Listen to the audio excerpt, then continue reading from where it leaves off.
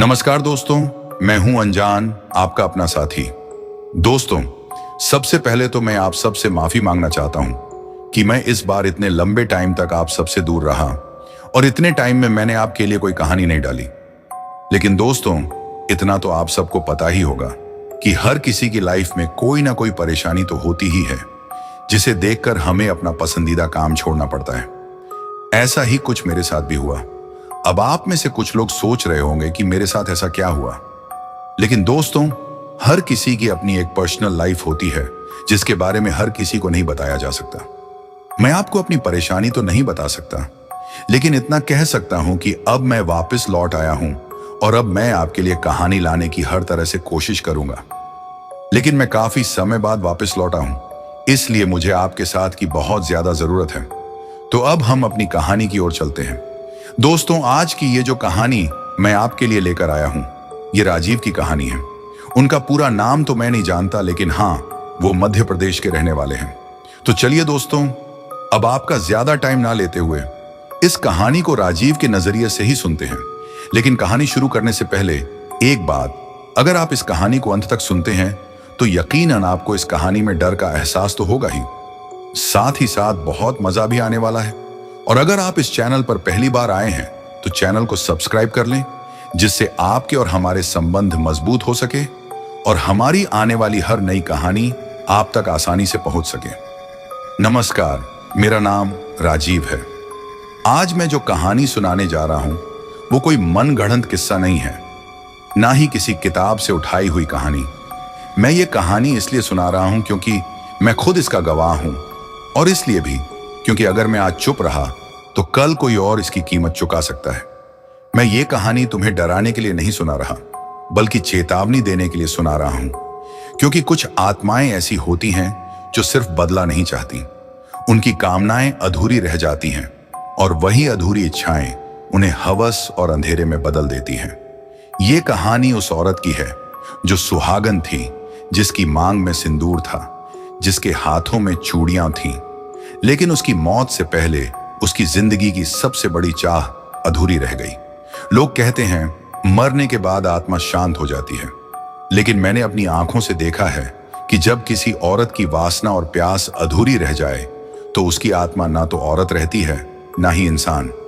मैं ये कहानी इसलिए सुना रहा हूं क्योंकि जिस जगह ये सब हुआ वहां मैं आज भी जाता हूं, और कुछ रातों में मुझे लगता है कि वो अब भी किसी का इंतजार कर रही है। ये बात आज से करीब 8 साल पहले की है। मैं तब कॉलेज में पढ़ता था और गर्मियों की छुट्टियों में अपने ननिहाल के गांव आया हुआ था। गांव का नाम बताना मैं आज भी नहीं चाहता, क्योंकि वहां के लोग अब भी डर में जीते हैं। गांव के बाहर एक पुराना कच्चा रास्ता था, दोनों तरफ आम और पीपल के पेड़। शाम ढलते ही उस रास्ते पर कोई नहीं जाता था। पहली बार मैंने उसका जिक्र चाचा रमेश के मुंह से सुना। उन्होंने धीमी आवाज में कहा था, राजीव, रात को उस रास्ते से मत निकलना, वहां वो दिख जाती है। मैंने हंसकर टाल दिया। मुझे लगा गांव की पुरानी अफवाहें होंगी, लेकिन उसी रात मुझे पहली बार कुछ अजीब महसूस हुआ। रात करीब 11 बजे मैं दोस्त के घर से लौट रहा था।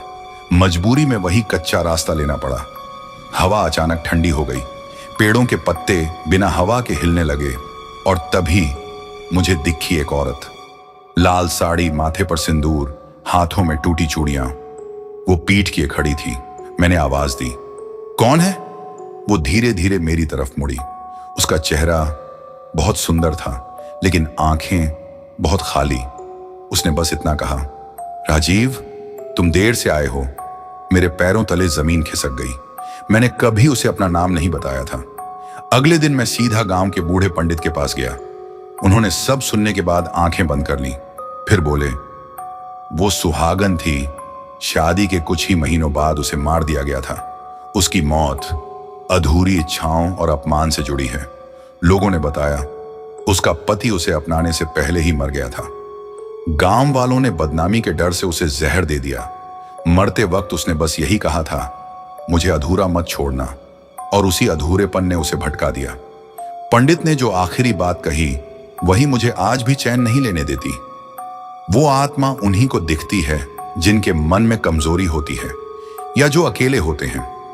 मैं समझ गया कि वो मुझे क्यों दिखी, और इसलिए मैं आज ये कहानी सुना रहा हूं। और हाँ, जाने से पहले पंडित जी ने मुझे जो समझाया वही इस कहानी की असली जड़ है। पंडित जी ने मेरा हाथ पकड़ लिया था। उनकी उंगलियां कांप रही थीं। उन्होंने कहा, देखो बेटा राजीव, उस औरत का नाम मोहिनी है। ये नाम सुनते ही मेरे सीने में अजीब सी सिहरन दौड़ गई। पंडित जी बोले, वो दिखने में बहुत सुंदर है, इतनी खूबसूरत कि उसे देखकर कोई नहीं कह सकता कि वो औरत है। लगता है जैसे कोई अप्सरा धरती पर उतर आई हो। मैंने धीरे से पूछा, तो फिर लोग उससे डरते क्यों हैं पंडित जी? पंडित जी की आंखें लाल हो गईं। उन्होंने कहा, क्योंकि बेटा, उसकी सुंदरता उसका सबसे बड़ा हथियार है। उन्होंने बताया कि मोहिनी जब जिंदा थी तो हर कोई उसकी तरफ खींचता था, लेकिन उसकी जिंदगी में सम्मान नहीं, सिर्फ लालच और दबाव आया। लेकिन सच ये है कि मोहिनी जब जिंदा थी तब भी उसकी जिंदगी किसी डरावनी कहानी से कम नहीं थी। मोहिनी कोई आम औरत नहीं थी। उसकी सुंदरता ऐसी थी कि लोग बात करने से पहले उसे निगाहों से नाप लेते थे। वो जहां से गुजरती आंखें उसका पीछा करती। कुछ नजरों में चाह थी, कुछ में हवस, और कुछ में ऐसी गंदी सोच जिसे शब्दों में भी कहना मुश्किल है। इसी वजह से मोहिनी किसी से मिलना पसंद नहीं करती थी। वो अपने आंचल में खुद को समेटे रहती, नजरें झुकाकर चलती और चाहती थी कि कोई उसे इंसान की तरह देखे, जिस्म की तरह नहीं। लेकिन मैंने तुम्हें बताया था ना, वो सुहागन थी। ये बात बहुत कम लोग जानते थे। एक दिन उसकी मुलाकात एक नौजवान लड़के से हुई, तुम्हारे ही जैसा, सीधा, कम बोलने वाला, लेकिन नजरों में भूख नहीं थी। जब वो मोहिनी को देखता तो उसकी आंखों में लालच नहीं, जिज्ञासा होती। मोहिनी ने पहली बार किसी की नजर से अपने बदन की तपिश नहीं, अपने दिल की धड़कन महसूस की। वो लड़का उससे बातें करता था, धीमी आवाज में, पास बैठता था लेकिन हद में। जब हवा चलती और मोहिनी के बाल उसके चेहरे को छूते तो वो लड़का नजरें फेर लेता। यही बात मोहिनी को अंदर तक छू गई। धीरे धीरे मोहिनी को लगा कि शायद यही वो इंसान है जिसके साथ वो खुद को सुरक्षित महसूस कर सकती है। उसके भीतर की दबी हुई चाह, जिसे उसने सालों तक दफन कर रखा था, वो जागने लगी। लेकिन गांव को यह रिश्ता मंजूर नहीं था। लोगों ने फिर वही किया जो वो हमेशा करते आए थे। बातें बनाई, इशारे किए और मोहिनी के चरित्र पर कीचड़ उछाल दिया। जिस रात मोहिनी ने खुद को उस लड़के के सामने पूरी तरह खोलने का फैसला किया था, उसी रात उसे सब छीन लिया गया। उसका सुहाग, उसका भरोसा और उसकी वो चाह जो बस एक इंसानी अपनापन चाहती थी। और शायद यही वजह है कि मरने के बाद जब उसकी आत्मा लौटी तो उसमें डर के साथ साथ वो दबी हुई प्यास भी लौट आई। अब वो जिसे देखती है उसकी नजरें पढ़ लेती हैं, और जो उसकी सुंदरता में खो जाता है वो कभी ये नहीं समझ पाता कि अप्सरा जैसी दिखने वाली मोहिनी असल में क्या लेने आई है। लेकिन ये बात बहुत कम लोग जानते हैं कि मोहिनी हमेशा ऐसी नहीं थी। दरअसल उस रात से पहले जब वो आत्मा बनी, वो सिर्फ एक डरी हुई, तड़पती हुई, अपनापन चाहने वाली औरत थी। गांव की बदनामी, लोगों की फुसफुसाहट और गंदी नजरें, इन सब से बचने के लिए मोहिनी और वो नौजवान एक बड़ा फैसला कर चुके थे। एक रात जब पूरा गांव सो रहा था, जब सिर्फ कुत्तों के भौंकने की आवाज और पीपल के पत्तों की सरसराहट थी, दोनों चुपचाप गांव के बाहर वाले पुराने शिव मंदिर पहुंचे। दिया जल रहा था, अगरबत्ती की खुशबू हवा में घुली थी। मोहिनी ने उस लड़के की तरफ देखा। उसकी आंखों में डर था, लेकिन उससे ज्यादा भरोसा। उसने कांपती आवाज में कहा, अगर आज नहीं तो कभी नहीं। लड़के ने उसका हाथ थामा, वो हाथ जो हमेशा दूसरों की नजरों से बचता रहा था, आज पहली बार किसी अपने में सिमट रहा था। उन्होंने कोई ढोल नगाड़ा नहीं बजाया, कोई बारात नहीं थी, बस दो दिल, एक चुप्पी और 7 फेरे जो अंधेरे में लिए गए। मोहिनी की मांग में सिंदूर भरा गया और उसी पल उसके चेहरे पर एक अजीब सी चमक आ गई। वो चमक सिर्फ खुशी की नहीं थी, उस भरोसे की थी जो उसने पहली बार किसी पर किया था। उस रात मोहिनी ने खुद को पहली बार पूरी तरह सुरक्षित महसूस किया। लेकिन खुशी ज्यादा देर की नहीं होती। सुबह होने से पहले ही गांव को सब पता चल गया। किसी ने देख लिया था, किसी ने सुन लिया था, और फिर वही हुआ जो हमेशा होता है। गांव वालों के लिए मोहिनी का प्यार पाप था। और उस पाप की सजा उन्होंने बहुत बेरहमी से दी। उसकी सुहाग की रात अधूरी रह गई, उसका विश्वास कुचल दिया गया। और शायद यही वजह है कि आज जब मोहिनी की आत्मा किसी के बहुत पास आती है, जब उसकी मुस्कान दिल की धड़कन तेज कर देती है, तो वो सिर्फ आकर्षण नहीं होता, वो उस अधूरी सुहागन की दबी हुई चीख होती है। लेकिन मोहिनी की कहानी यहीं खत्म नहीं होती। असल डर तो उसके बाद शुरू हुआ। अगली सुबह जब सूरज निकला तो गांव में चीख पुकार मच चुकी थी। गांव के तालाब से एक लाश मिली थी, वही लड़का, मोहिनी का पति। उसका शरीर पानी में उल्टा पड़ा था, आंखें खुली थीं, जैसे मरते वक्त कुछ कहना चाहता हो। मोहिनी को जब खबर मिली तो वो नंगे पांव तालाब की तरफ भागी। जैसे ही उसने उस चेहरे को देखा, वो वहीं गिर पड़ी। उसकी आवाज गले में ही टूट गई।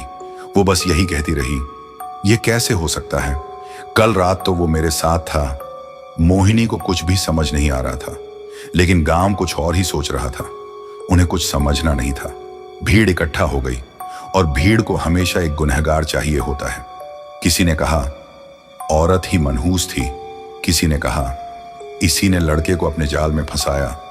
और देखते ही देखते सारी उंगलियां मोहिनी की तरफ उठ गईं। उसे चरित्रहीन कहा गया। कल तक जो लोग उस पर गंदी नजर डालते थे, आज वही उसके चरित्र के फैसले सुना रहे थे। मोहिनी चिल्लाई, मैं उसकी पत्नी हूं, मैंने उससे शादी की है। लेकिन किसी ने नहीं सुना। उसकी मांग का सिंदूर उसके लिए सबूत नहीं था। उसकी टूटी चूड़ियां किसी को दिखाई नहीं दी। शाम ढलते ढलते गांव ने अपना फैसला सुना दिया। उसे घर के अंदर बंद किया गया, दरवाजा बाहर से बंद। और फिर किसी ने उसके हाथ में एक कटोरा थमा दिया। कहा गया, इसी में तेरी मुक्ति है। मोहिनी रोती रही, गिड़गिड़ाती रही, कहती रही, मैं बेगुनाह हूं। लेकिन जहर उसके गले से नीचे उतार दिया गया। मरते वक्त उसकी आंखें खुली थीं, और उसके होंठों से बस एक ही बात निकली, मेरा सुहाग अधूरा रह गया। और तभी पंडित जी ने मुझसे कहा था, राजीव, जिस औरत को सुहागन बनाकर चरित्रहीन मार दिया जाए, उसकी आत्मा कभी शांत नहीं होती।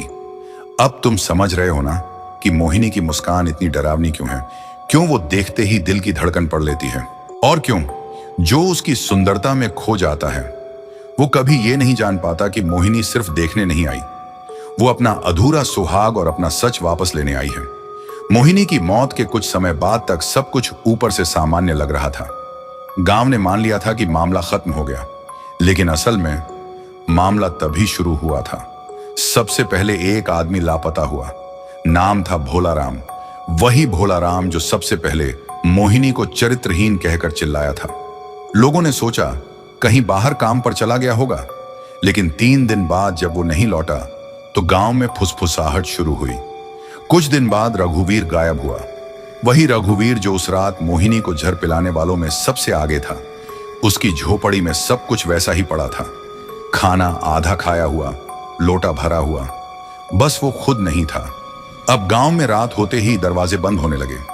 लोग एक दूसरे से आंखें चुराने लगे, क्योंकि एक बात सबको अंदर ही अंदर पता थी, जो गए हैं वो कोई आम लोग नहीं थे, वो मोहिनी के गुनहगार थे। तालाब के पास एक रात किसी ने देखा, तालाब के पास एक औरत खड़ी थी, लाल साड़ी, माथे पर सिंदूर और खुले बाल। वो बहुत सुंदर लग रही थी, इतनी सुंदर कि देखने वाले डरना भूल जाएं। लेकिन जिसने भी उसके पास जाने की कोशिश की, वो अगली सुबह नहीं दिखा। अब मैं समझ गया था कि यह सब इत्तेफाक नहीं है। मोहिनी किसी भी आदमी को नहीं उठा रही थी, वो सिर्फ उन्हें चुन रही थी जिन्होंने उसका सुहाग छीना, उसकी इज्जत कुचली और उसे जहर पिलाने में खुशी महसूस की थी।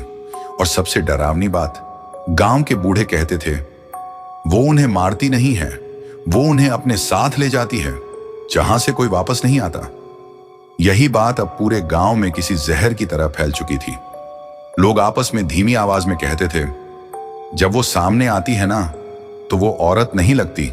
कहते हैं जब मोहिनी किसी के सामने आती है तो वो इतनी सुंदर और खूबसूरत लगती है कि देखने वाला कुछ पल के लिए सब कुछ भूल जाता है, डर, घर, परिवार और यहां तक कि खुद का वजूद भी।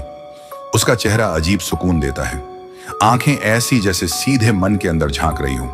जो उसे देखता है वो अपना होश खो बैठता है। किसी को लगता है कि उसने अपनी जिंदगी की सबसे हसीन औरत देख ली है, और बस यहीं से सब खत्म हो जाता है। गांव के चरवाहों ने बताया वो आगे आगे चलती है और आदमी उसके पीछे पीछे। ना कोई जोर जबरदस्ती, ना कोई चीख, बस खामोशी, जैसे कोई सम्मोहित हो गया हो। कुछ लोग कहते हैं वो आदमी मुस्कुराता हुआ उसके पीछे चलता है, कुछ कहते हैं उसकी आंखें खुली होती हैं लेकिन देख कुछ नहीं रही होती, और फिर दोनों अंधेरे में गुम हो जाते हैं। अगली सुबह सिर्फ सन्नाटा बजता है, ना कदमों के निशान, ना चीख की कोई आवाज, बस एक ठंडी हवा जो तालाब की तरफ से आती है, और गांव वाले एक दूसरे की तरफ देखकर समझ जाते हैं एक और चला गया। अब मुझे समझ आ गया था कि क्यों पंडित जी ने कहा था उसकी आंखों में मत देखना, क्योंकि जो एक बार उसकी सुंदरता में खो गया वो फिर कभी लौटने के लिए बचता ही नहीं। और सबसे डरावनी बात, लोग कहते हैं वो अब भी सुहागन है, उसकी मांग में आज भी सिंदूर है, और वो अपने अधूरे सुहाग के लिए अब भी लोगों को चुन रही है। ये सब जानने के बाद मेरे अंदर एक ही बात बैठ चुकी थी, मुझे इस गांव से निकलना है। मैंने तय कर लिया था कि अगली सुबह सूरज निकलते ही मैं अपने घर के लिए रवाना हो जाऊंगा। अब एक पल भी रुकना मुझे सही नहीं लग रहा था, लेकिन मुझे क्या पता था कि जिस रात को मैं सिर्फ सुबह का इंतजार कर रहा हूं, वही रात मेरी जिंदगी की सबसे लंबी रात बनने वाली है। उस रात मैं मामा के घर छप्पर वाले कमरे में सोने गया। मेरे साथ मामा का लड़का भी था, अभी सिर्फ 13 साल का। दिन भर खेलने के बाद वो थक चुका था और लेटते ही गहरी नींद में चला गया, लेकिन मुझे नींद छू तक नहीं रही थी। कमरे में एक पीली सी लालटेन जल रही थी, उसकी रोशनी दीवारों पर अजीब साए बना रही थी।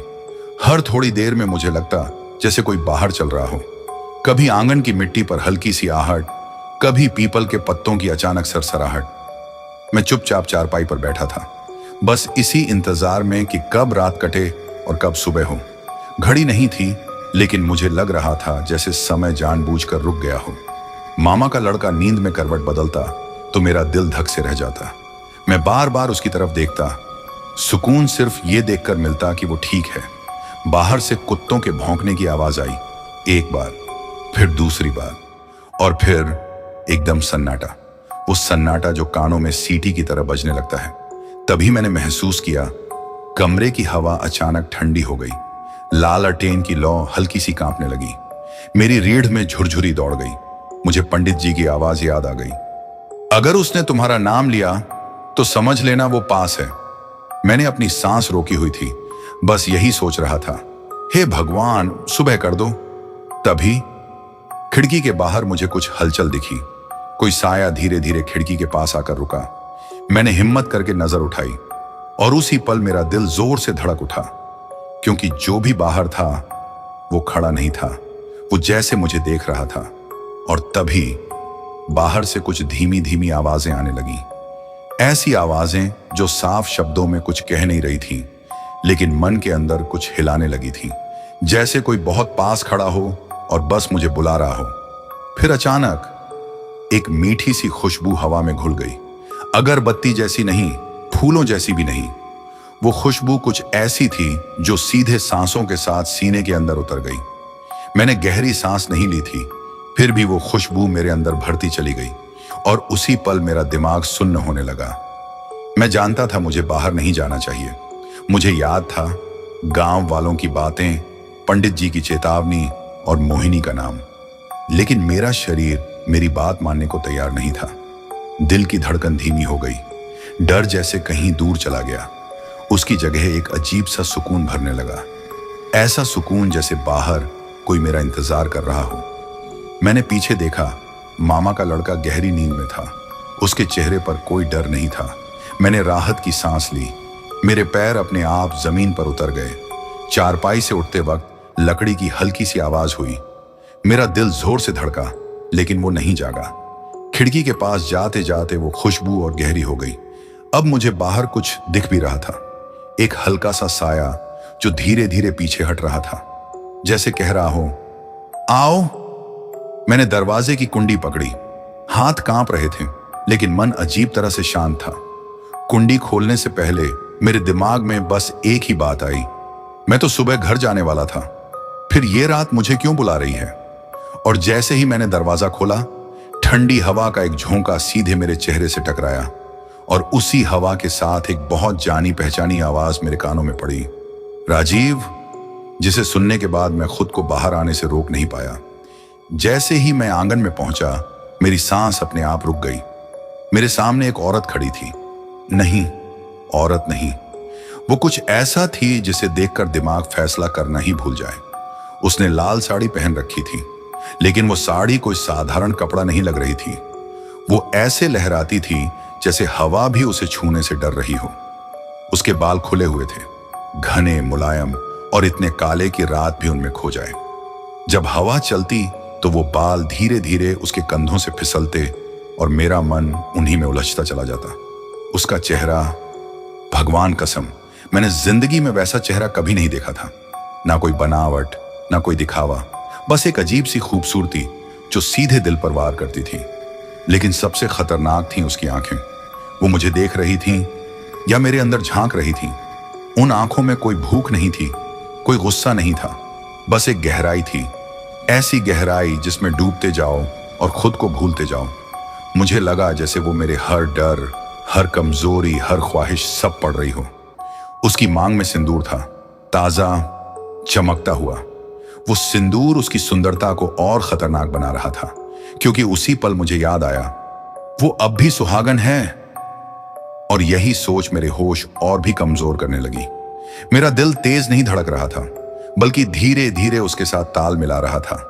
डर अब डर नहीं लग रहा था, भागने का ख्याल मूर्खता लग रहा था। बस एक ही मन था, उसके पास जाऊं, उसके और पास। वो हल्की सी मुस्कुराई और उस मुस्कान में इतना सुकून था कि मुझे लगा शायद यही वो जगह है जहां हर दर्द खत्म हो जाता है। और तभी उसने बहुत धीमी आवाज में मेरा नाम लिया, राजीव। उस आवाज में ना बुलावा था, ना जोर, बस एक भरोसा। और मेरे कदम अपने आप उसकी तरफ बढ़ने लगे। उसके बाद मुझे कुछ भी याद नहीं है। ना ये याद है कि मैं आगे बढ़ा या पीछे हटा, ना ये याद है कि उसने मेरा हाथ पकड़ा या नहीं। बस इतना याद है कि मेरी आंखों के सामने सब कुछ धुंधला होने लगा। दिल की धड़कन कहीं दूर खो गई और फिर अंधेरा। होश आने पर जब मेरी आंखें खुली तो सबसे पहले मुझे सर्दी का एहसास हुआ। जमीन ठंडी थी, नमी से भरी हुई। मैंने करवट बदली तो शरीर में अजीब सी जकड़न थी, जैसे बहुत देर से यहीं पड़ा हूं। मैं उठकर बैठ गया और तभी मेरा दिल जोर से धड़क उठा, क्योंकि ये जगह मेरे लिए पूरी तरह अनजान थी। चारों तरफ धुंध थी, हल्की हल्की। ऊपर देखा तो पेड़ों की घनी छाया थी, लेकिन वो पेड़ गांव जैसे नहीं लग रहे थे। ना कोई रास्ता, ना कोई घर, ना कोई आवाज, बस एक अजीब सी खामोशी। ऐसी खामोशी जो कानों पर बोझ बन जाए। मैंने आसपास देखा तो मेरी सांस अटक गई। मेरे पास ही कुछ लोग जमीन पर पड़े हुए थे। 1, 2, 3, नहीं, बहुत सारे। सब आंखें बंद किए, बिल्कुल शांत, ऐसे जैसे गहरी नींद में हो। उनके चेहरे पर ना डर था, ना दर्द, बस एक अजीब सा सुकून। मैं घबरा गया। मैंने सबसे पास वाले आदमी को हिलाया, अरे उठो। कोई हरकत नहीं। मैंने उसके कंधे जोर से झकझोरे, फिर भी कुछ नहीं। ना सांस तेज हुई, ना पलक हिली। मैं एक एक करके सबको हिलाने लगा, लेकिन सबका हाल एक सा था, जैसे वो यहां शरीर से तो हैं, लेकिन मन कहीं और तभी मेरे दिमाग में एक बात बिजली की तरह दौड़ गई। वो उन्हें मारती नहीं है, वो उन्हें अपने साथ ले जाती है। क्या ये वही जगह है? क्या ये वही लोग हैं जो गांव से लापता हुए थे? मेरे गले से सूखी आवाज निकली, मोहिनी। और उसी पल पीछे से मुझे पैरों की हल्की सी आहट सुनाई दी। कोई मेरी तरफ आ रहा था, बहुत धीरे धीरे। मैंने पीछे मुड़कर देखा तो धुंध के बीच से एक साया उभर रहा था। कदमों की आवाज बिल्कुल हल्की थी, जैसे जमीन को छूते हुए भी वो जमीन का हिस्सा ना हो। मेरा दिल इतनी जोर से धड़क रहा था कि मुझे लगा अगर वो पास आया तो मेरी धड़कन सुन लेगा। मैं वहीं खड़ा रह गया, ना भाग पाया, ना आवाज निकाल पाया। शरीर जैसे मेरा था ही नहीं। साया पास आता गया और जैसे जैसे वो नजदीक आ रहा था, ठंड बढ़ती जा रही थी। मेरी सांसें भाप बनकर निकलने लगी। फिर धुंध थोड़ी छठी और मैं समझ गया कि वो कौन है। वही लाल साड़ी, वही खुले बाल, वही चेहरा जो इतना सुंदर था कि डर भी कुछ पल के लिए बेअसर लगने लगे। मोहिनी। वो मेरे सामने आकर रुक गई। इस बार उसके चेहरे पर वो मुस्कान नहीं थी जो मुझे आंगन में दिखी थी। उसकी आंखें उदास थीं, बहुत गहरी उदासी से भरी हुई। ऐसा लग रहा था जैसे वो इन सब लोगों को देखकर थक चुकी हो, लेकिन फिर भी रुक नहीं पा रही हो। उसने धीरे से मेरी तरफ देखा और बोली, तुम यहां क्यों आ गए राजीव? उसकी आवाज में अब मिठास कम और थकान ज्यादा थी। मैंने कांपती आवाज में पूछा, ये लोग, ये सब कौन हैं? और ये जगह, ये कहां है? मोहिनी ने चारों तरफ नजर घुमाई। ये वही हैं जिन्होंने मुझे दोषी ठहराया था, जिन्होंने सच सुने बिना फैसला कर लिया था। ये सब यहीं सोते हैं, बहुत गहरी नींद में। मैंने डरते हुए पूछा, तो क्या ये मर चुके हैं? उसने सिर हिलाया। नहीं, मौत बहुत आसान होती है। ये उससे भी पहले की हालत है। ये न जी रहे हैं न मर रहे हैं। मेरे पैरों तले जमीन खिसक गई। और मैं यहां कैसे पहुंचा? वो मेरी तरफ एक कदम और बढ़ी। इस बार मुझे डर के साथ साथ अजीब सी घुटन महसूस हुई। तुम मेरी गलती हो राजीव, मैंने तुम्हें नहीं बुलाना चाहिए था। मैंने हिम्मत करके कहा, तुम मुझे वापस जाने दो, मैं कुछ नहीं चाहता, बस यहां से निकलना चाहता हूं। उसने पहली बार गहरी सांस ली। अगर तुम यहां से निकल गए तो तुम ही आखिरी होगे जो मेरी कहानी दुनिया को बता पाएगा। तभी अचानक मुझे मामा के लड़के का चेहरा याद आया। मैं लगभग चिल्ला पड़ा, वो बच्चा, वो मेरे साथ सो रहा था, वो सुरक्षित है ना? मोहिनी ने तुरंत कहा, हां, उसे मैंने छुआ भी नहीं, वो मेरी लड़ाई का हिस्सा नहीं है। यह सुनकर मेरी आंखों में आंसू आ गए। उसी पल दूर कहीं से मुर्गे की बांग सुनाई दी। मोहिनी चौंक गई। उसने पीछे देखा और फिर मेरी तरफ। सुबह हो रही है, उसने धीमे से कहा, तुम्हारा समय खत्म हो रहा है। अचानक तेज हवा चली, धुंध घूमने लगी, जमीन हिलती हुई महसूस हुई और मेरी आंखों के सामने फिर से अंधेरा छा गया। जब मैं चीखना चाहता था तभी सब गायब हो गया। सुबह जब मेरी आंख खुली तो मैं अपने ही बिस्तर पर था। वही छप्पर वाला कमरा, वही पीली सी लालटेन जो अब बुझ चुकी थी।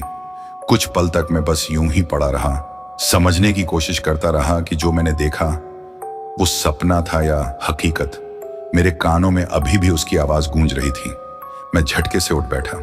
मेरा शरीर पसीने से भीगा हुआ था, सांसें तेज थीं। सबसे पहले मेरी नजर मामा के लड़के पर गई। वो वहीं था, उसी चारपाई पर, गहरी नींद में। उसका चेहरा शांत था, जैसे रात भर कुछ हुआ ही ना हो। मैंने उसे हल्के से हिलाया। वो नींद में बड़बड़ाया और करवट बदल ली। तभी मुझे पहली बार राहत मिली। मैंने बाहर झांका। आसमान हल्का हल्का नीला हो रहा था। सुबह होने वाली थी। मुर्गे की बांग अब साफ सुनाई दे रही थी, लेकिन मेरे अंदर का डर अभी भी वैसा ही था, जस का थस। मैं चुपचाप आंगन में निकल आया। रात की ठंडक अब भी जमीन में बसी हुई थी। तभी मेरी नजर वहां पड़ी जहां मैंने मोहिनी को खड़ा देखा था। मिट्टी पर पैरों के निशान थे, और वो निशान मेरे पैरों के नहीं थे। मेरे दिल की धड़कन रुक सी गई। उसी वक्त मामा बाहर आए। उन्होंने मुझे देखते ही कहा, इतनी सुबह, सब ठीक तो है ना? मैं कुछ नहीं बोला। मैं जानता था अगर मैं बोल भी दूं तो कोई यकीन नहीं करेगा। लेकिन तभी गांव की तरफ से शोर सुनाई देने लगा। लोग दौड़ते हुए तालाब की तरफ जा रहे थे। कोई चिल्ला रहा था, एक और गायब हो गया। मेरा कलेजा मुंह को आ गया। मैं भी उनके पीछे पीछे चल पड़ा। तालाब के पास भीड़ जमा थी। सबके चेहरे पर वही डर, वही घबराहट। एक और आदमी जो मोहिनी के खिलाफ सबसे ज्यादा जहर उगलता था, रात से लापता था। और तभी मेरी नजर तालाब के किनारे पड़ी एक चीज पर गई। लाल कांच की टूटी हुई चूड़ियां, ठीक वैसी ही जैसी मैंने मोहिनी की कलाई में देखी थी। उस पल मुझे समझ आ गया, जो कुछ भी मैंने रात में देखा था वो सपना नहीं था। मोहिनी अब भी यहीं थी और वो अभी रुकी नहीं थी।